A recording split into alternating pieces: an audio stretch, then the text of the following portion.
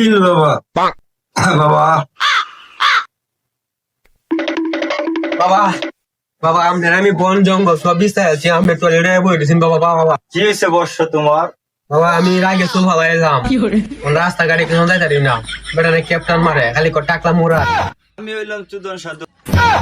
তো আমার কাছে এমন কোনো ফর্মুলা নাই, কোনো মানে রেকর্ডে নাই, ঠিক আছে? তোমার এটার মধ্যে আমি একটা জাদু ইয়ে করে দিতেছি, তুমি ভালো থাকবে। চুল মাথার দিকে দিকে আসো। ছু, ছু, ছু।